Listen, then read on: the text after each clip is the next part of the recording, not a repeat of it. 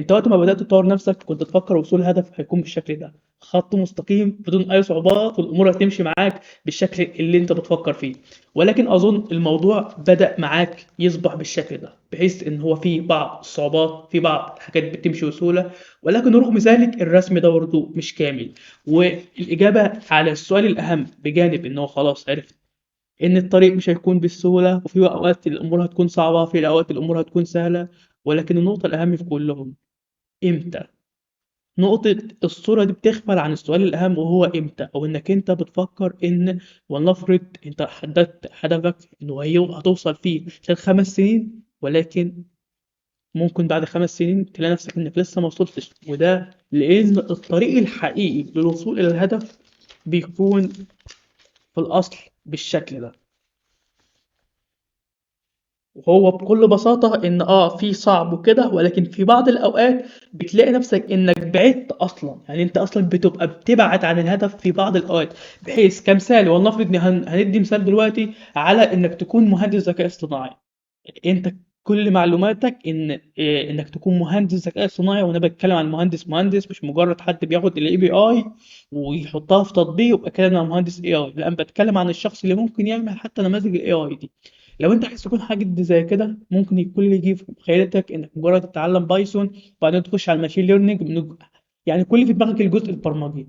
ولكن اثناء ما انت بتمشي في الطريق، واوقات بيبقى في صعوبات، واوقات بيبقى في حاجات سهله، وانت محدد انك مثلا بعد سنه او سنتين هتبقى انت مهندس ذكاء اصطناعي، بتتفاجئ بحاجه كبيره جدا، وهي ايه؟ ان عشان تكون مهندس ذكاء اصطناعي بمعنى مهندس ذكاء اصطناعي على مستوى عالمي، لازم تكون عارف في الحساب، اللي هو الجبر الخطي، التفاضل والتكامل، الإحصاء، وكل ده وكمان بالإنجليزي. تمام. فحاجة زي كده هتخليك بدل ما انت مثلا توصل في سنتين، ممكن توصل في 3، وممكن توصل ل4.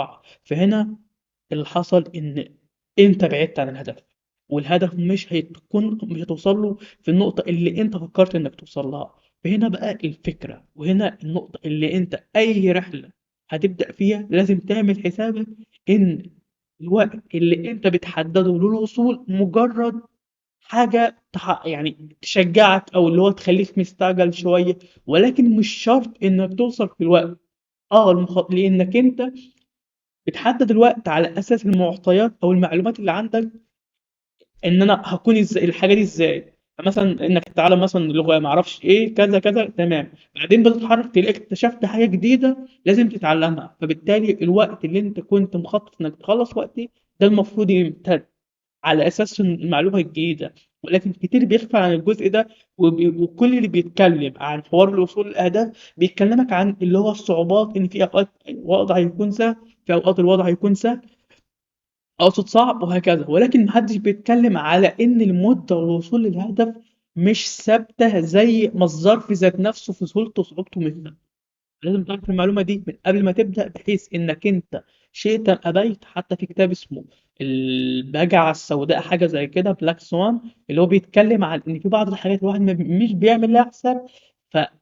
من قبل ما تبدأ أي حاجة أعرف إن هيكون في بجعة سودا كده، لأن أصل القصة دي كان بيقولوا إن مفيش بجع لونه أسود، لحد ما حد راح جزيرة معينة ولقى أصلا الجزيرة فيها بجع أسود قد كده. فهم خدوا الإشارة دي على أساس إن أي حاجة خفية الواحد مش عامل لها حساب كمشكلة، مثلا بتتسمى خلي بالك من البلاك سوان، اللي هو إيه، الحاجات اللي أنت مش عامل حسابها. فبالتالي اعمل حسابك في حاجتين عشان توصل لأي هدف أنت عايزه. الحاجة الأولانية اللي طبعا أنت عارفها، إن الطريق بتاعك مش هيكون مستقيم، بمعنى ان هيكون في ايام صعبة وايام سهلة.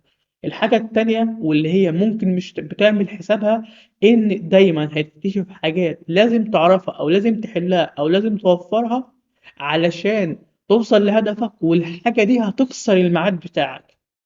فبالتالي حتى في إدارة المشاريع، لو دخلت إدارة مشاريع سواء بقى كشركة كاملة أو اللي هو بروجكت مانجر لمشروع صغير الأخ، يعني هتلاقي إن من الأساسيات إنهم مثلا بيسيبوا وقت لأي ظرف طارئ ممكن يحصل زيادة على الوقت الأصلي للوصول للهدف. فبالمثل اعمل كده في الأهداف بتاعتك، خاصة الكبيرة اللي احنا بنتكلم إنك توصل لها في سنة أو في سنتين أو 3 وبس. سلام.